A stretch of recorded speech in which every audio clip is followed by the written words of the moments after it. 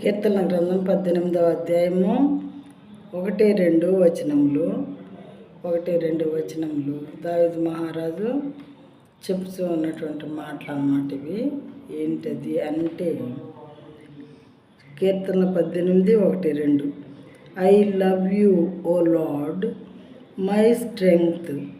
The Lord is my rock and my fortress and my deliverer. My God, my rock, in whom I take refuge, my shield and the horn of my salvation, my stronghold. చూడండి ఎన్ని రకాలుగా దేవుణ్ణి దావీదు మహారాజు గారు పొగిడి స్తుతిస్తూ ఉన్నాడు. ఇవన్నీ కూడా ఆయనకి దేవుడు ఇన్ని రకాలుగా సహాయకారిగా ఉన్నారు.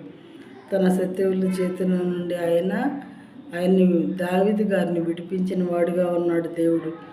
యెహోవా నా బలమా, నేను నిన్ను ప్రేమించుచున్నాను. ఏమని అడ్రస్ చేస్తున్నాడు దేవుడిని చూడండి. నా బలమా, మరి మనకేమై ఉన్నాడు దేవుడు? మన బలమై ఉన్నాడా లేదా? యెహోవా నా బలమా, నేను నిన్ను ప్రేమించుచున్నాను. యెహోవా నా శైలము, నా కోట, నన్ను రక్షించువాడు.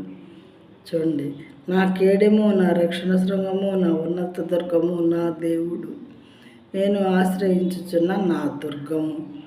ఇన్ని రకాలుగా దావీదు మహారాజు గారికి దేవుడై ఉన్నారు. దేవుడు ఇన్ని రకాలుగా మరి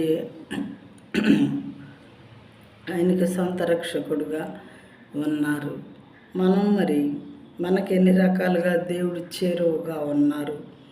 ఆయన మనకు కూడా శైలంగా ఉన్నారా, కోటగా ఉన్నారా, రక్షకుడుగా ఉన్నారా, కేడముగాను, రక్షణ శృంగముగాను, ఉన్నత దుర్గముగాను, మన దేవుడుగాను ఉన్నారా లేదా? ఒకవేళ ఉండకపోతే ఎందుకు ఉండలేదు? ఆయనకి ఎందుకు ఇన్ని రకాలుగా దేవుడి దగ్గరగా ఉన్నారు, మనకెందుకు దగ్గరగా లేరు అని అంటే ఆయన్ని మనం ప్రేమించే విధానంలో డిఫరెన్స్ ఉంది.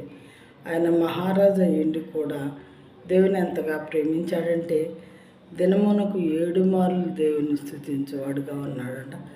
దినమునకు 7 మార్లు ఆయన ప్రార్థన చేస్తాడు, స్తుతిస్తాడు.